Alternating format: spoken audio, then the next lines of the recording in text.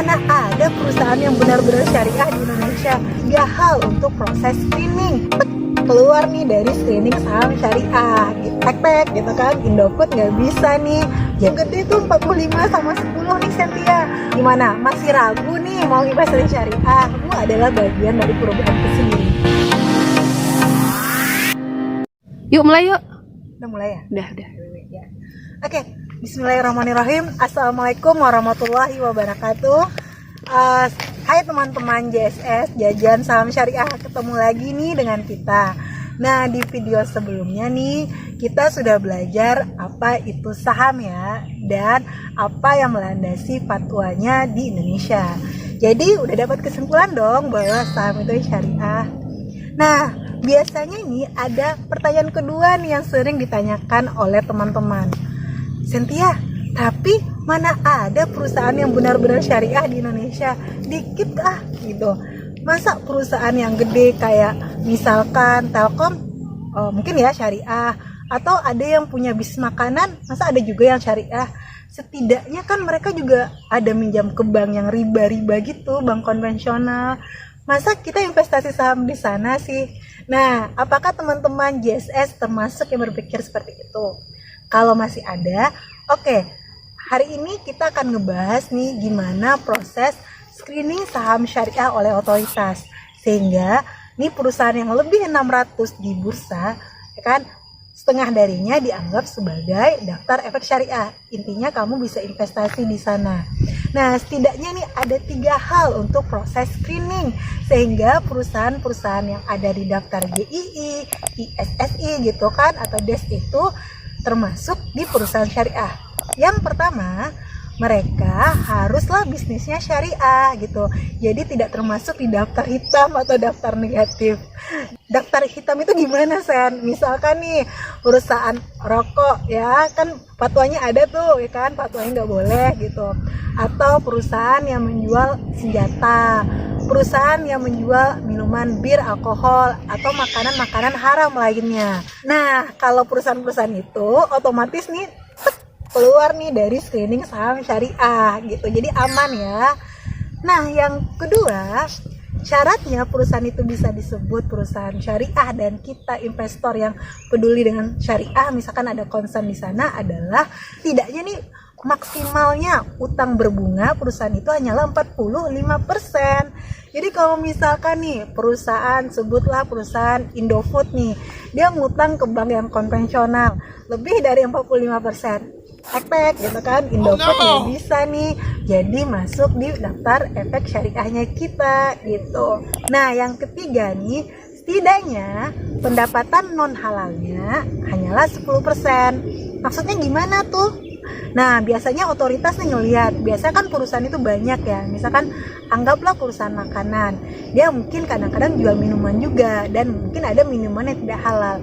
Oke, seandainya dia jual minuman yang tidak halal, hanya 10% aja yang maksimal dari nilai pendapatan.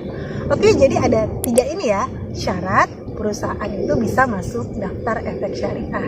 Saya yakin nih di antara teman JSS yang mungkin masih ada worry, nah itu gede tuh 45 sama 10 nih Cynthia. Masa kita investasi di perusahaan yang masih ngutang 45% di konvensional, atau 10%-nya masih ada pendapatan non halal, ya kan?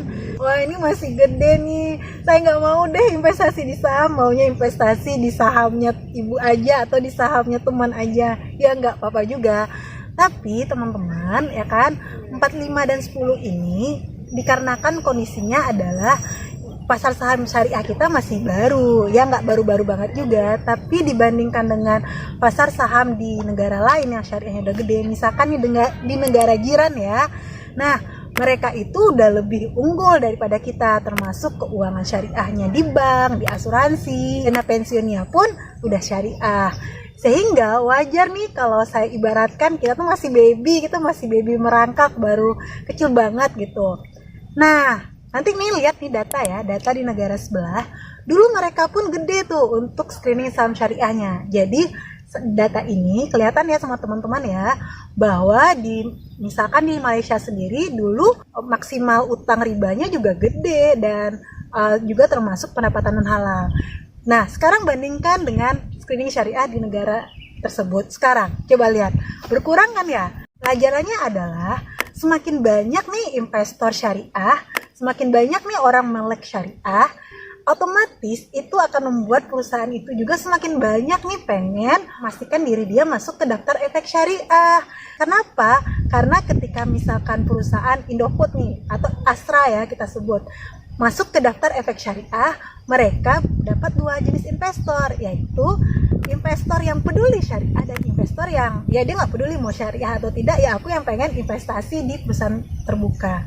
Lain halnya kalau dia tidak masuk di daftar efek syariah, ya pasti investornya cuma ini doang, teman-teman yang pengen investasi nggak peduli syariah atau tidaknya.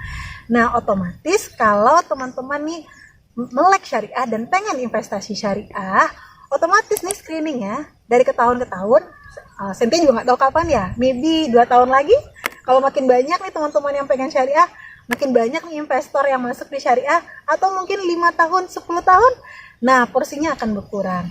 Ya ibarat hijrah aja, hijrah itu kan ada prosesnya kan ya. Dulu yang kita jarang sholat, akhirnya mulai sholat, yang kemudian rajin sholat, akhirnya belajar on time, mulai sunnah gitu kan. Ya semua itu berproses dan kita harus bersama-sama nih ikut menghargai proses itu. Oke, gimana? Masih ragu nih mau investasi syariah? Fatwanya udah ada, screeningnya udah ada, dan tentu kita sebagai investor nantinya berharap nih screeningnya makin lama makin mengecil. Tapi jangan tunggu momen itu, karena kalau kamu tunggu momen itu ya nggak tahu kapan gitu. Kamu adalah bagian dari perubahan itu sendiri. Oke teman-teman, see you ya di next video. Kalau ada komen, diskusi hal lain, silahkan nih komen di chat dan nanti kita bisa diskusi lebih lanjut. Dan jangan lupa subscribe, like, dan share supaya ini bermanfaat untuk teman-teman lainnya dan semangat menjadi investor. Dan kita yang juga bikin konten juga semangat. Ya, assalamualaikum. See you in the next video.